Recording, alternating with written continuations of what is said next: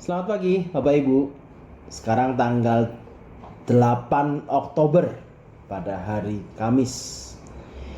Dan saat ini kita sampai pada kitab Pengkhotbah pasal kedua sebelum terakhir. Jadi tinggal minggu depan lagi kita selesai dalam kitab Pengkhotbah ini.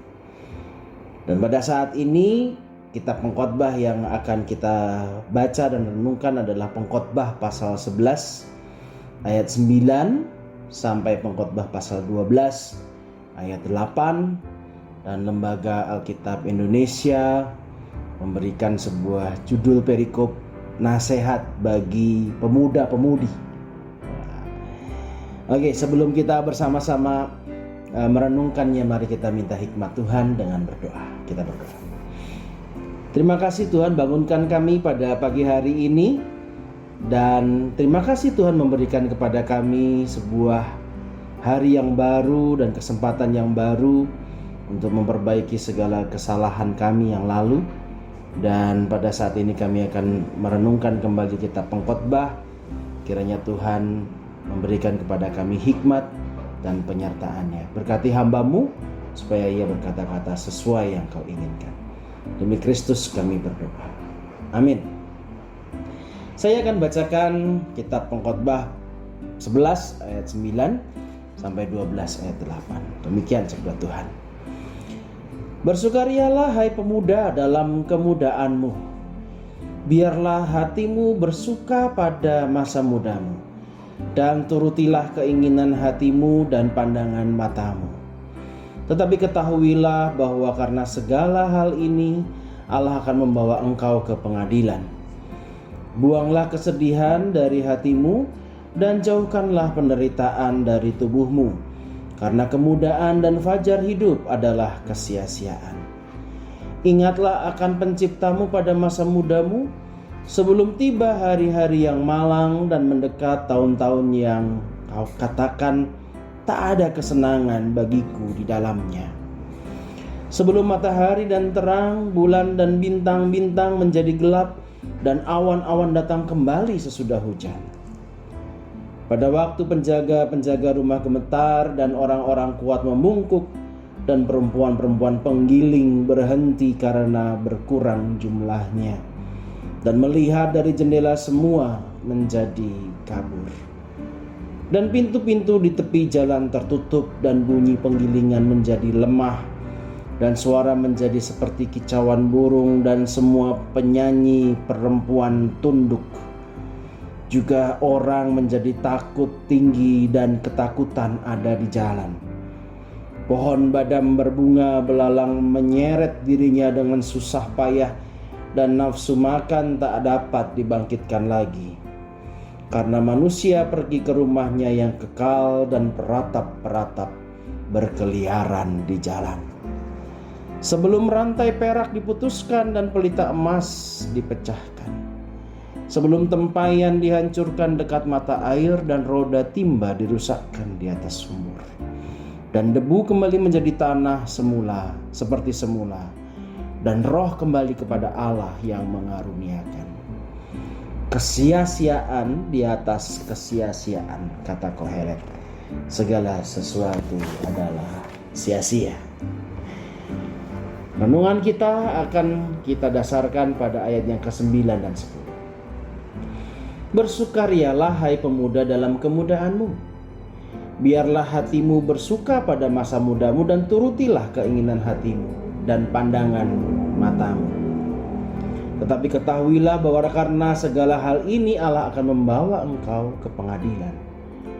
Buanglah kesedihan dari hatimu dan jauhkanlah penderitaan dari tubuhmu, karena kemudaan dan fajar hidup adalah kesia-siaan. Bapak Ibu yang dikasihi Tuhan, ada sebuah kabar gembira.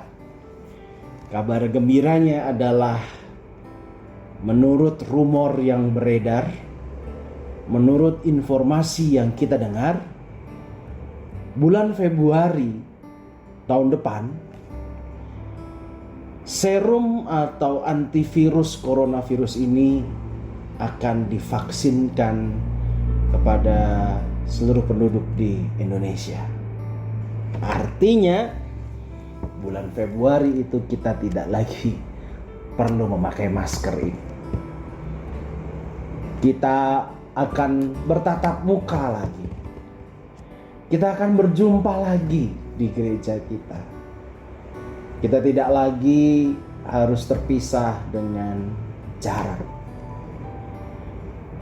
Tetapi ketika saya mendengar berita itu beberapa saat atau beberapa hari kemudian, saya mendengar lagi bahwa ada berita yang mengatakan seandainya bulan Februari itu disuntikkan ke penduduk Indonesia, maka imunisasi antivirus COVID-19 ini juga harus disuntikkan ke seluruh dunia secara serempak.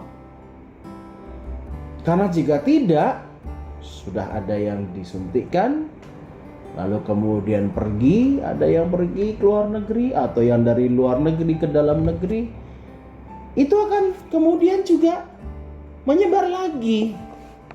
Sehingga akhirnya bisa-bisa virusnya gak bakal selesai-selesai, terus menerus terjadi. Jadi mesti bagaimana? Apa yang mesti kita lakukan? Bersyukur atau bersedih? Yakin bahwa coronavirus ini ada ujungnya? Atau ini gak bakal berakhir dan gak bakal berujung? Masker ini akan menjadi atribut sehari-hari sepanjang hidup kita. Mungkinkah itu terjadi? Kalau seandainya mungkin itu terjadi, bagaimana hidup kita? Masa opa-oma gak boleh lagi datang ke gereja selama-lamanya? Terus bagaimana keadaan ini? Bapak Ibu yang dikasihi Tuhan, kita sudah sampai pada dua bab atau dua perikop terakhir dari kitab Pengkhotbah. Dari awal kita berpikir bahwa kitab Pengkhotbah itu terlalu murung, kitab Pengkhotbah itu segala sesuatunya sia-sia, seperti kita kena COVID ini semuanya pasti bakal sia-sia dan sampai selama-lamanya sia-sia begitu. Dan gak akan ada ujungnya, segala sesuatu berakhir, karir berakhir, usaha berakhir, kehidupan rumah tangga berakhir. Jangan-jangan COVID ini adalah kiamat kita. Tapi Bapak Ibu, dua pasal terakhir, sampai pada dua pasal terakhir ini, Pengkhotbah masih sama. Justru Pengkhotbah tidak menganjurkan kepada kita untuk memikirkan segala sesuatu yang bukan menjadi bagian kita. Akan ada saatnya itu semua, di mana nanti kita akan susah, di mana kita akan nanti akan menghadapi masa depan, kita akan menghadapi Februari tahun depan, mungkin Maret tahun depan. Apakah itu akan berhasil atau tidak berhasil antivirus yang disuntikkan itu? Akan ada saatnya jawaban itu. Kapan saatnya? Ya nanti, tahun depan itu nanti. Nah kalau itu nanti, ngapain kita harus pikirkan sekarang? Sekarang adalah yang bisa kita lakukan, kita nikmati apa yang ada, yang Tuhan berikan kepada kita. Saya ingat sebuah cerita yang saya suka sekali dari seorang biku. Dikisahkan ada seorang pemuda tersesat di hutan. Lalu kemudian dia mencari jalan keluar, gak ketemu-ketemu. Lalu apa yang terjadi? Sudah lagi cari jalan keluar gak ketemu-ketemu, dia ketemu harimau yang lagi lapar. Wah, sekencang-kencangnya dia lari menyelamatkan diri dari harimau yang mau memangsanya dia. Di depan ada sumur, dia gak tahu sumur itu kering atau sumur itu ada airnya. Yang penting dia menyelamatkan diri, dan dia lompat ke dalam sumur itu, masuk ke dalam sumur itu. Dan ternyata di dasar sumur itu sumur kering, tapi di dasarnya ada ular yang siap memangsanya. Untung dia sempat memegang salah satu akar pohon yang merambat keluar dari sumur itu, dia pegang. Bayangkan situasinya terjepit. Di atas ada harimau lapar, di bawah ada ular yang siap mematuknya. Dia hanya berharap pada akar batang pohon. Tiba-tiba akar batang pohon itu mulai digeremeti atau mulai digigit pelan-pelan oleh tikus hutan yang ternyata mulai mengkerikiti akar pohon itu. Wah, dia kaget. Dia mau melepaskan, mau cari jalan keluar. Tetapi ketika dia mau melepaskan, samar-samar matanya mulai bisa beradaptasi dengan kegelapan, dan dia sadar bahwa di depannya itu ada sarang lebah yang kalau dia bergerak, semua lebah itu keluar dan kemudian mengentuknya dia. Mengentuk itu apa? Mengentuk, menyengatnya dia. Apa yang harus dilakukan? Bayangkan situasinya. Di atas harimau lapar, di bawah ular siap mematuk, dan perlahan-lahan toh juga nanti akar pohon ini akan putus. Yang dia gantungin itu karena digigitin oleh tikus-tikus itu. Dan di depannya itu ada sarang lebah. Kalau dia bergerak, dia bisa membahayakan dirinya. Apa yang harus dilakukan? Si punya cerita menganjurkan atau bercerita, kalau kita ada pada situasi seperti itu, satu-satunya yang bisa kita lakukan adalah melet, menjulurkan lidah kita. Loh, kenapa? Karena situasi seperti itu kita hanya bisa menikmati tetesan-tetesan madu yang masih bisa kita rasakan. Jadi artinya dalam situasi terjepit sekalipun masih ada berkat Tuhan.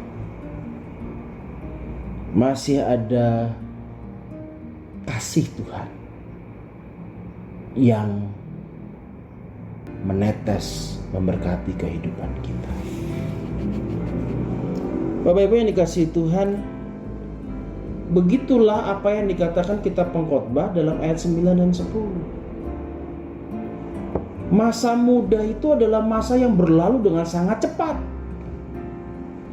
Mungkin kita gak akan kerasa, tetapi di masa muda itulah kita merasakan kebahagiaan, kesenangan, kehidupan kita yang sehat, kehidupan kita yang kuat. Segala sesuatu indah pada masa muda. Kalau itu sedang kita alami, ya nikmati saja bagian itu, nikmati saja. Tidak usah memikirkan bagaimana nanti kalau virusnya nggak berhasil, bagaimana nanti kalau seandainya dunia ini tidak bisa divaksinasi secara serentak, dan bagaimana nanti kalau seandainya COVID-nya ini nggak selesai-selesai dan kita harus hidup berdampingan dengan COVID. Kita belum sampai pada saat itu. Dan jangan izinkan dan jangan biarkan kesusahan-kesusahan di masa depan yang belum tentu kita nikmati, yang belum tentu kita alami, merusak kebahagiaan di masa kini yang sudah pasti bisa kita nikmati. Kebahagiaan kita ada di masa kini saat ini, tapi kenapa menjadi hilang ketika kita memikirkan ketakutan di masa depan? Justru kita pengkhotbah mau mengatakan, sudah, rayakanlah kehidupanmu saat ini. Rayakanlah. Nikmatilah kehidupanmu saat ini. Dalam kacamata kita pengkhotbah, di ujung sana akan ada kesia-siaan. Di sini pun akan ada kesia-siaan. Jadi ngapain kita bersusah-susah mikirin yang sana? Kalau terjadi juga kita nggak ngerti. Kalau nggak terjadi kita juga nggak tahu. Tetapi yang ada di sini ada satu kepastian, ada satu berkat Tuhan yang bisa kita nikmati. Ya sudah, nikmati. Tapi nikmatinya juga pengkhotbah kasih batasan loh ya. Dia mengatakan menikmati jangan sampai kelewatan, jangan selalu menuruti keinginan hati, apa yang dipandang bagus kita ikuti, karena hati-hati nanti dengan itu semua, wah kalau begitu hidup kita tinggal nggak tahu kapan ini ya, masih bisa hidup nggak tahun depan nih kalau kayak begini caranya. Ya sudah, kita senang sesenang-senangnya dengan cara yang salah, dengan cara apa yang tidak Tuhan kehendaki. Pada akhirnya kita jatuh dalam dosa kenikmatan, dalam dosa berfoya-foya, dalam dosa segala kejahatan itu, dan akhirnya kita mendapatkan penghakiman dari Allah. Ya, itu juga sia-sia, itu kesalahan juga. Tapi nikmatilah setiap berkat Tuhan yang saat ini bisa kita rasakan. Nikmati saja. Tidak usah memikirkan ketakutan-ketakutan di masa depan. Bukan berarti kita nggak usah mikirin masa depan, bukan.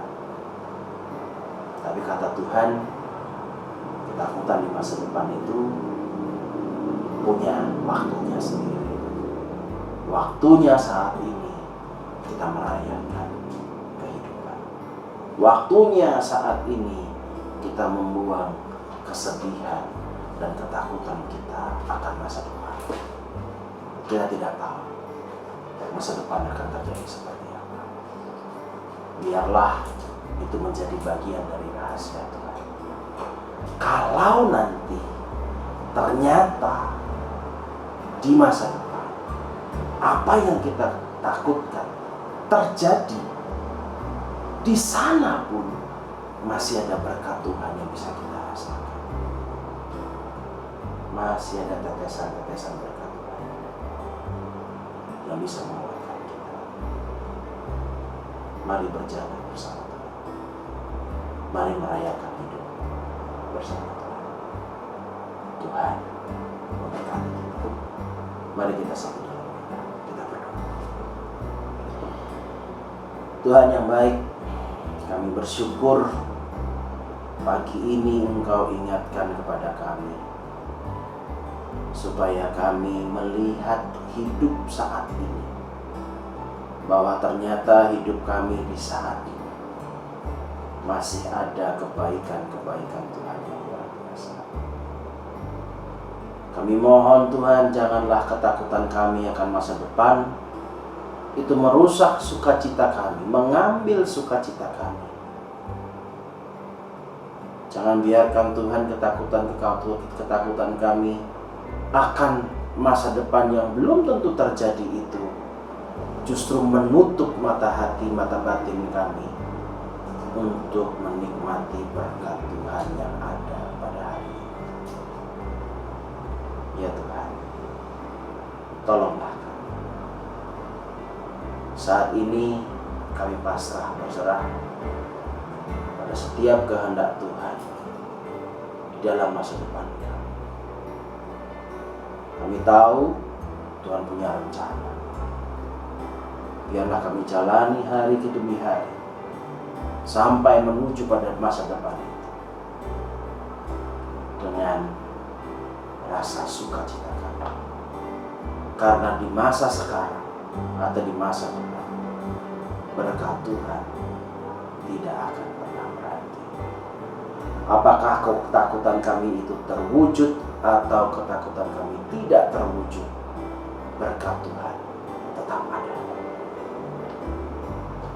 Pagi ini, hari ini, mampukanlah kami merayakan kehidupan kami dengan sukacita.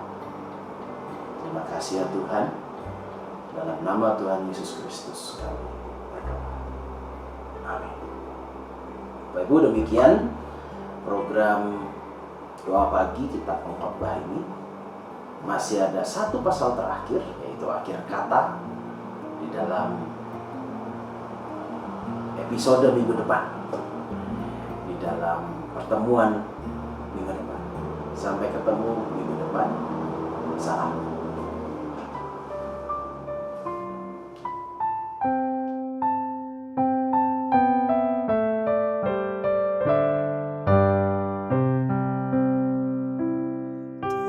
Tenang lagi di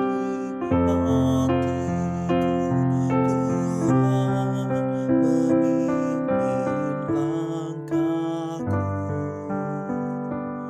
di